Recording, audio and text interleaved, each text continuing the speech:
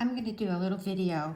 I have decided to turn the edges of the Passacaglia quilt so that I can applique it to the border. I am using English paper piecing made modern templates that I designed and used to piece it together, and I'm going to use this to applique the edges down.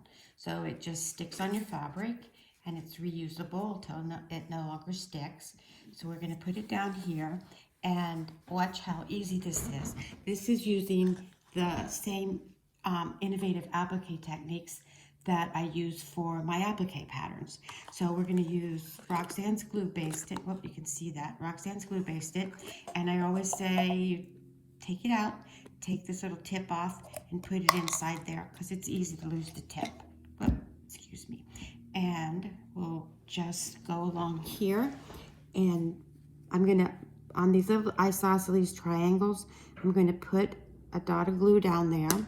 Use my clover seam ripper because it ergonomically fits in my hand, and it has a little flat side to this here that makes it really easy to hold the fabric over. So I'm going to fold the isosceles triangle tip down because it gets it out of the way.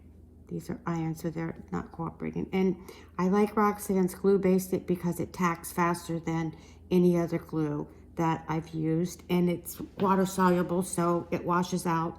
Most of the time I never wash it out. So we're going to put that there.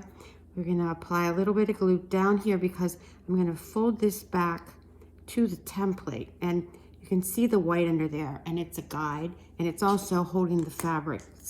So I'm going to play it down here so that I'm folding into the glue. The glue doesn't end up on the edge. So use my seam ripper and come along here and fold this back. Use my thumb to hold it down, and it just, I'm folding it along the edge of that template. So I'm going to hold it down for a minute and just fold all the way to the edge. I was folding the tips down, but it's not necessary because the angle that it's on, it doesn't have any edges that fold up into it. So then we're going to come to this side, apply a little bit of glue down here so I'm folding into the glue. Use my seam ripper, and I'm going to look right there, and I can see that that's the point. So I'll hold that there, and it forms a really nice point. And then I'll just continue. Hopefully you can see this. I know my hand's in the way, but I'll just continue down here, holding these for a second. And as you can see, there, it's tacked, that this is folding down, so it's not going to be on this edge and sticking up. And this one here is doing the same. So that holds, and as you can see, I've gone a good ways around here already. And then all I have to do is remove this template, line it back up on another pentagon, and it tells me where my 1/4 inch is. Lay it down, fold this back because I want that to fold all the way down. Apply the glue right out to the edge.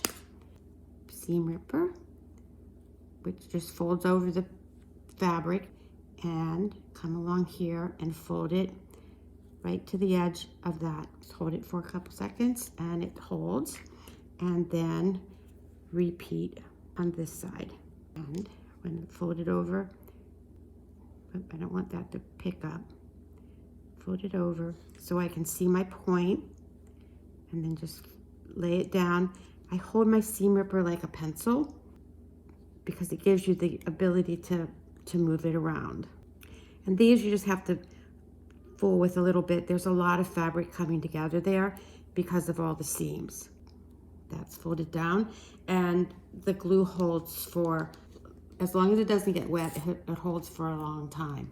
So then I'm just going to pull it off and reposition this here, turn it over, and repeat the process. So I'll be back with more and show you some of the final results.